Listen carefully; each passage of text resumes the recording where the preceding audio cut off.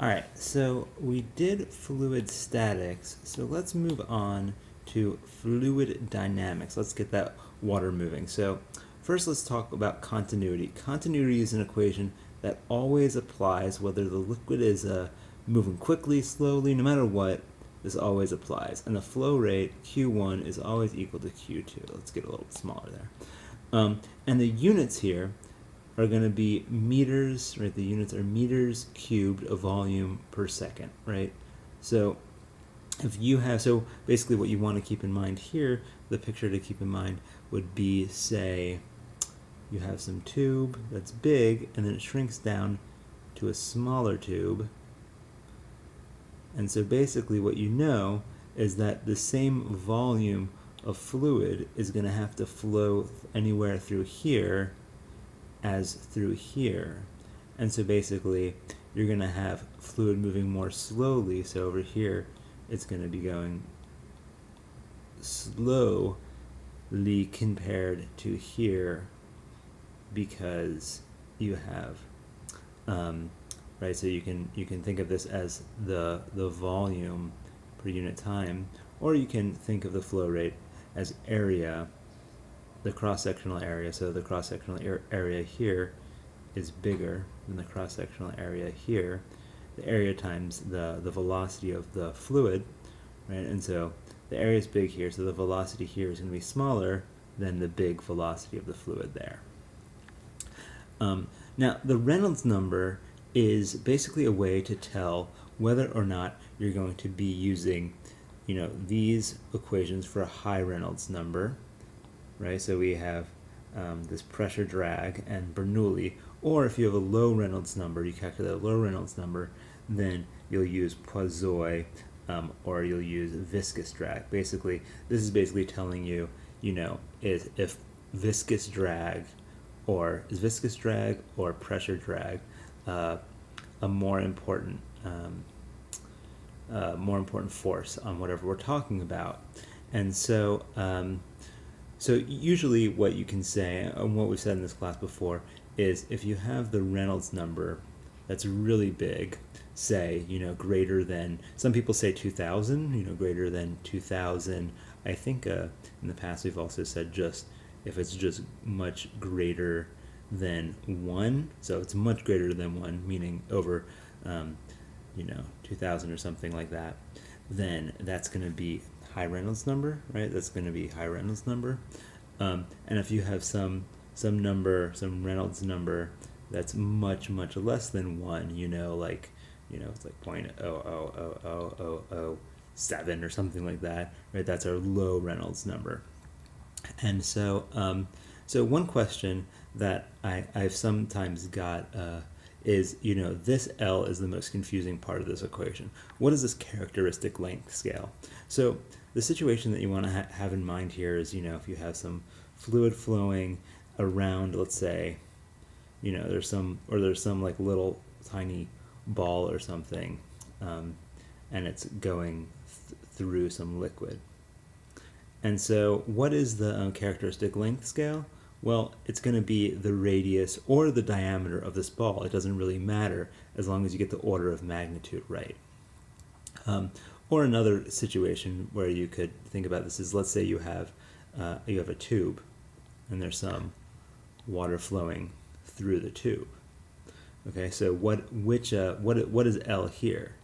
Well, L actually isn't going to be the length, but it's actually going to be the radius, right? So the characteristic length scale is something like this. I'll do the characteristic length scale. Let's do that in green. So like this is the characteristic length scale, the radius or diameter.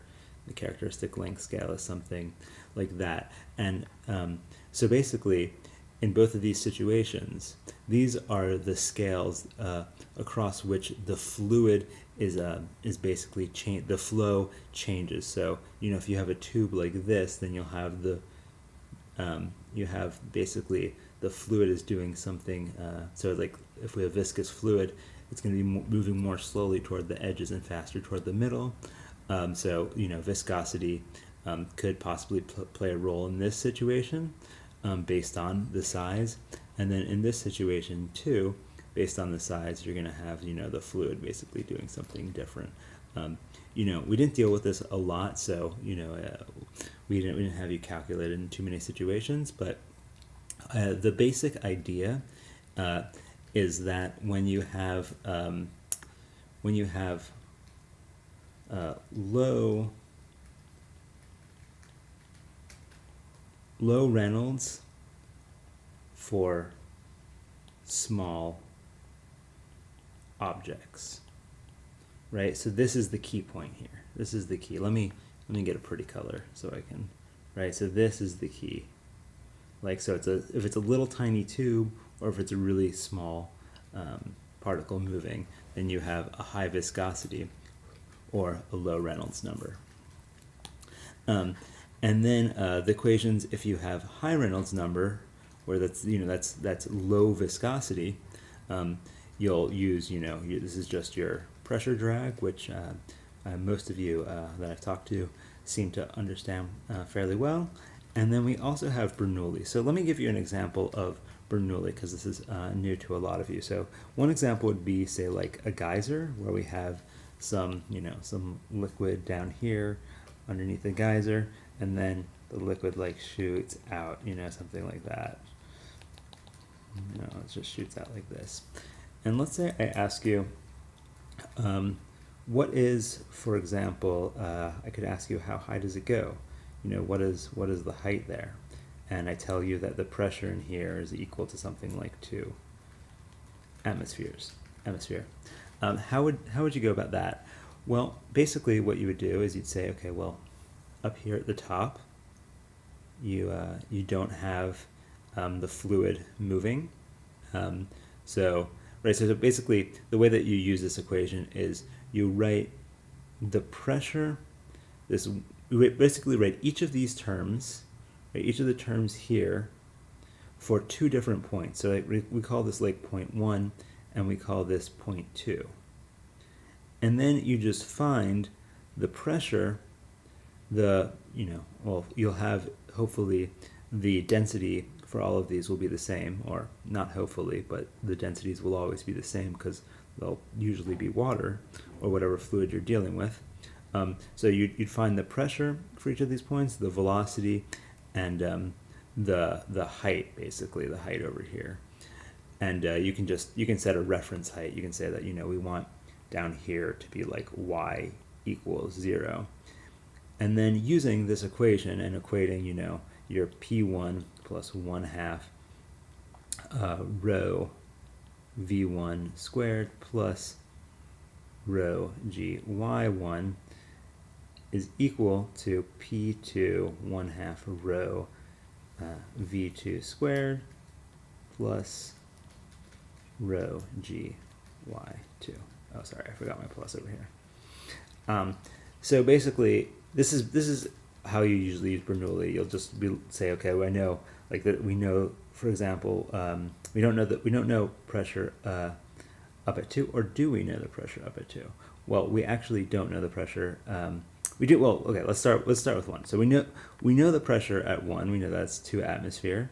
Do we know the velocity at 1? We do. We know it's just stationary in here.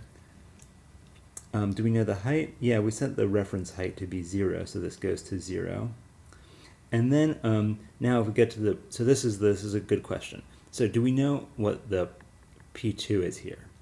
Well, whenever we have something that's open to the atmosphere, right, like once it gets from inside the tube to outside the tube, then we're going to have the pressure be 1 atmosphere, right?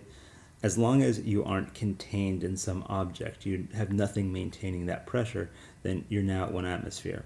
So we actually do know P2 is going to be 1 atmosphere. What is the velocity? Well, if we look at the point all the way at the top, we know that the velocity here goes to 0. And then, do we know y for point 2? No, that's what we're looking for. So basically, we know everything in this problem, right? We know G, we will be given the density of water, we know the P2, we know, again, density of water, we know the velocity at 1. What is the velocity at 1? I didn't write that down. So the velocity at 1 is going to also be 0 because it's stationary in this tube. The flow is stationary in that tube, and we also know that P1 is 2 atmosphere. So anyway, I know that you've done that before, so I won't spend any more time on it. Okay, so then when you have low Reynolds number, this is when you have to deal with viscosity, and so we have this viscous drag, and we've used that a number of times. But the really tricky equation, which is probably new to most of you, is Poiseuille. And so what's the situation where you'd see this? Well, maybe you'd see something like you have, and so this is, right, so this would be a situation where you have a long, narrow, like a little tiny narrow tube. And that tube has a length L. And one side has a higher pressure than another. Like, so we could create a higher pressure on one side. So let's say on this side, we create a high pressure by putting, you know, a bunch of water here like this. And then we have this goes through, the water goes through the tube here. And so basically what we'll have is we'll have some P1 here that's higher than our P2 here. And since there's a pressure differential, this delta P, we're going to have a flow of fluid like this going that way. That's what causes this thing to flow. Basically, you can figure out how much flow there is based on that pressure drop. The radius of the tube, right? So that's this little tiny radius in the tube here. That's R. The length of the tube and the viscosity, which frequently we will give you. We won't do anything crazy like that. So that's a situation where you might see that, and that is our fluid dynamics.